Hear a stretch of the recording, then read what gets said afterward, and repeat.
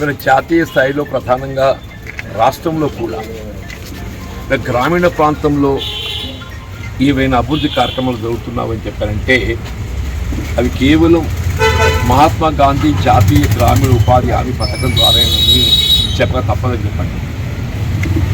ఆనాడు 2014కి పూర్వం అప్పుడు యూపీఏ చైర్పర్సన్ సోనియా గాంధీ గారు ఏదైతున్నదో గ్రామీణ ప్రాంతంలో ఉండేటటువంటి యొక్క వ్యవసాయ కూలీలు వారి కేవలం ఏదైతుందో వ్యవసాయ పరిదినాలలో మాత్రమే ఉపాధి లభిస్తుంది.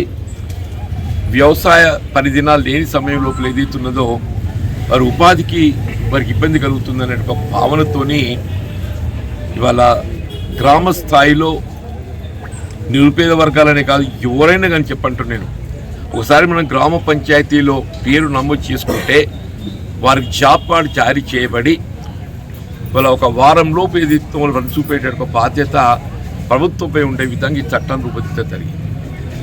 ఇవాళ ఈ ఎన్ఆర్ఈఎస్ కార్యక్రమం ఒకవైపు ఏదైతుందో కూలీలకు చూపడంతో పాటుగా వారిపై పర్యవేక్షణకు ఈ ఫీల్డ్ అసిస్టెంట్ స్థానికంగా వారిపై మానిటరింగే పర్యవేక్షణ చేయడం జరుగుతుంది.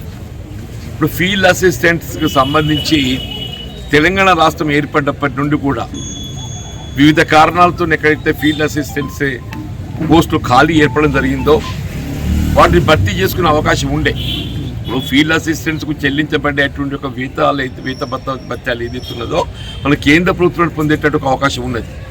కానీ ఫీల్డ్ అసిస్టెంట్ పోస్టు భర్తీ చేయకుండా కేవలం సీనియర్ లేబర్ ఎవరైతే విద్యలో అధిక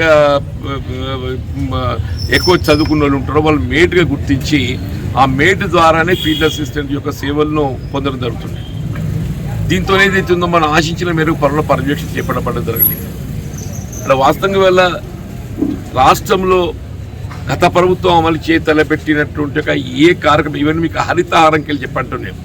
హరితహారంలో గుద్దలు తీయడమే కానీ, మొక్కలు నాటడమే కానీ, వాటరింగ్ నీరు పోయటమే కానీ, డంపింగ్ యార్డే కానీ, వైకుంఠ ధామాలే కానీ, మీరు క్రీడా మైదానాలే కానీ, ఇలా గ్రామ పంచాయతీ భవన నిర్మాణాలే కానీ, ఇలా పాఠశాలకు సంబంధించినటువంటి ఒక నిర్మాణాలకు సంబంధించే కానీ, ఇలా గ్రామ స్థాయిలో అమలు చేయబడ్డటువంటి ఏ కార్యక్రమం అయినా కానీ ఎన్ఆర్ఈఎస్ లింకేజ్ లేకుండా ఏ కార్యక్రమం అమలు చేయబడ్డ జరగలేదమ్మా.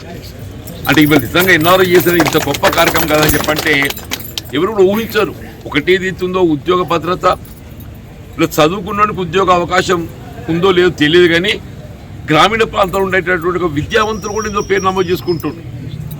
వారికి ఇవాళ ఏదైతుందో వారి విద్యకు అనుగుణంగా ఉపాధి పొందడంలో జరుగుతున్నటువంటి ఒక ఇబ్బందుల దృష్ట్యా తాత్కాలికంగానైనా ఉపాధి పొందడానికి కొరకు దీన్ని ఉపయోగించుకోవాలని చెప్పని ఎన్ఆర్ఈఎస్ కూడా పేరు నమోదు చేసుకొని ఉపాధి పొందడం జరుగుతుందని చెప్పండి. గొప్ప కార్యక్రమాన్ని ఏదైతున్నదో ఈ మధ్య ప్రభుత్వం ఈ ఫిక్స్డ్ టెన్యూర్ ఎంప్లాయీస్కి ఏదైతుందో ఉద్యోగ భద్రత కల్పించే విధంగా మరి రాష్ట్ర ప్రభుత్వ గౌరవ ముఖ్యమంత్రి గారు నిర్ణయం తీసుకోవడం జరిగింది.